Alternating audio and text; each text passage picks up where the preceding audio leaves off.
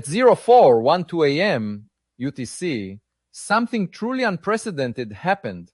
Every major deep space monitoring system on Earth simultaneously recorded a seemingly impossible anomaly. In just 3.6 seconds, an interstellar object designated 3I, Atlas, executed a trajectory shift that shouldn't be possible under the laws of physics as we know them. Observatories spanning the globe from Chile to Hawaii to the Canary Islands reported identical data. What was supposed to be a straightforward path toward Jupiter's immense gravitational pull became something else entirely. Instead of accelerating toward the gas giant, the object resisted, slowed down, and then deflected itself outward. This wasn't a gradual change. It wasn't chaotic. It was precise. At 041203 UTC, the object's velocity dropped from 62.4 kilometers per second to 58.1, then stabilized mid-fall near Jupiter's pole. Moments later, it began moving away from the gas giant. Silently. No slingshot maneuver, no orbiting, no collision course. It simply defied expectations. If you're as intrigued as I am, you'll want to stick around, because what we just witnessed could be the first ever recorded case of an object rejecting gravity itself.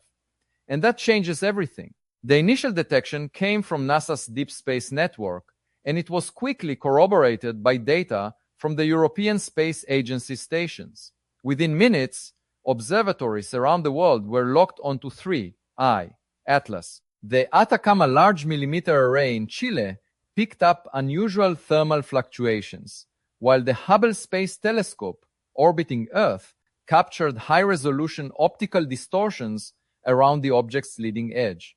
Meanwhile, the James Webb Space Telescope, positioned nearly 1.5 million kilometers away, turned its infrared arrays toward the anomaly. What it saw would trigger immediate alerts across the scientific community. The temperature signature of 3I, Atlas, which had been measured at 143 Kelvin, spiked to 312 Kelvin in less than 8 seconds. This is not the behavior we expect from a comet, and that's when things started getting even stranger. At Caltech's Jet Propulsion Laboratory, gravitational models failed to reconcile the data. The trajectory of 3I, Atlas, which had seemed predictable just hours before, was now bending in a way that shouldn't be possible. Just 3 hours before the deflection, 3I, Atlas, had been on a standard inbound trajectory toward Jupiter, 5.2 astronomical units from the Sunday. Its velocity was high, over 60 kilometers per second, but it was consistent with objects from interstellar space, like Oumuamua and Borisov.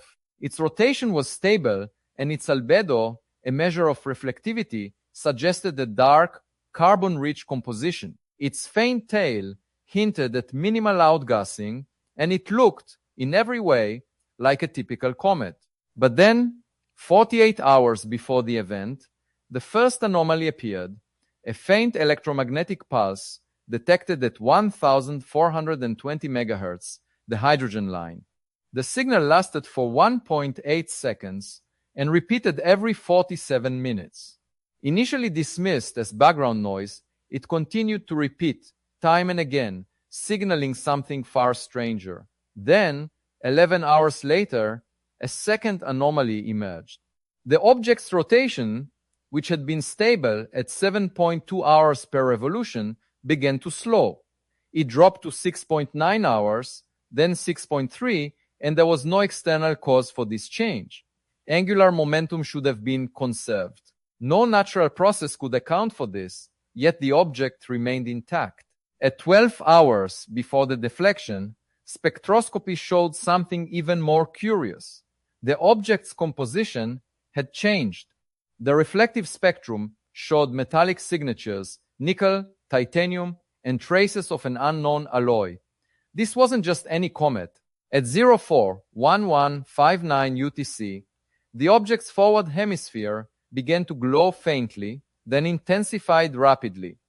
Infrared imaging showed uniform heat distribution as if the object were generating energy from within. Then, at 041203 UTC, everything changed. 3I, Atlas's path, should have been pulled tighter by Jupiter's gravitational force, calculated at around 24.79 meters per second squared. But instead, the trajectory flattened. The object resisted in a way that was almost perfectly calibrated within a margin of error of just 0.03%. It was as if some force had been applied precisely to counteract Jupiter's gravity. And then, with no visible propulsion, no exhaust, no plasma trail, it simply moved away. At the European Operations Center in Darmstadt, analysts reran the data 17 times. Each simulation failed to replicate the observed path under known physics. At Harvard, Dr. Elias Wien, a theoretical astrophysicist specializing in interstellar dynamics, proposed the hypothesis, a localized field interaction, possibly magnetic or plasma-based, triggered by Jupiter's magnetosphere. It was an intriguing idea. Jupiter's magnetic field is the strongest in the solar system, extending millions of kilometers into space. If 3I Atlas contained a highly conductive core, it could, in theory, interact with that field.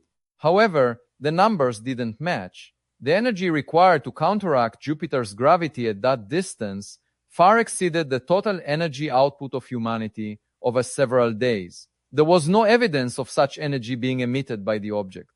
Dr. Lian Chen at Caltech suggested a different hypothesis, non-gravitational acceleration due to asymmetric outgassing. But again, the data didn't support this. There were no jets, no asymmetry, and the object's mass remained constant.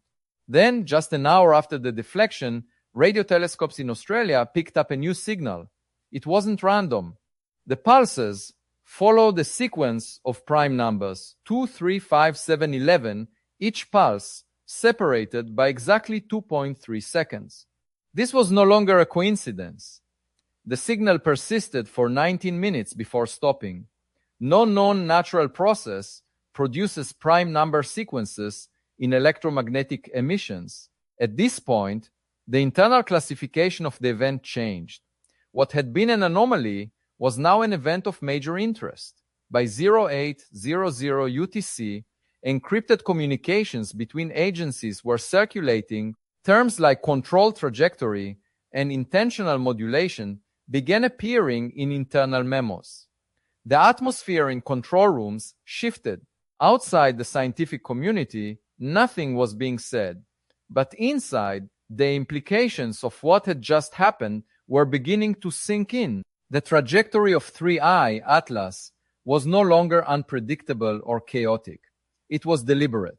The object was responding to forces beyond our understanding. Then, at 10:14 UTC, a third anomaly appeared. The object's luminosity began to fluctuate, brightening and dimming in intervals of 13 seconds. Optical telescopes confirmed that the modulation wasn't rotational. It was emission-based, synchronized with the earlier radio pulses. The data was clear. This was no longer random. It was responsive. Then, as if to further defy all expectations, a fragment appeared. No explosion, no debris. A secondary object, approximately 12% the mass of 3I, Atlas, separated and began moving in parallel.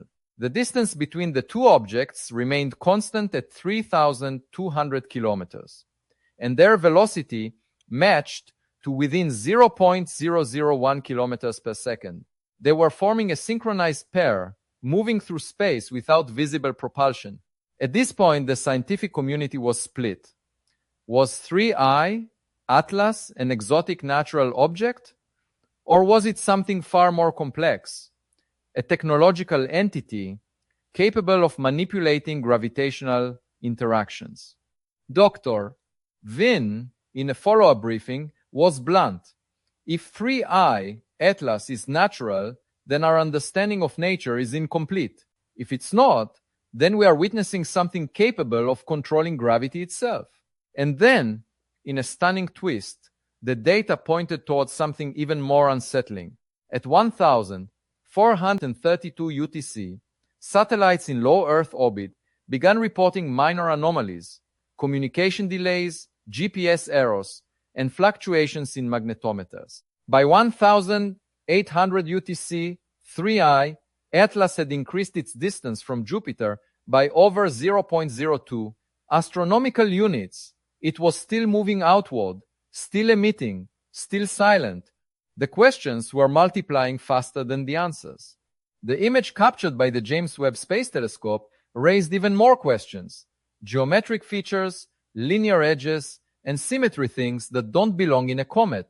And then, just like that, the image was classified, removed from public datasets. This is not the end of the story. If 3I Atlas does this again, it may not only change science, it could change our place in the universe. And you won't want to miss it. Make sure to subscribe and stay with us as this story continues to unfold, because we are on the edge of something much bigger than we can possibly imagine.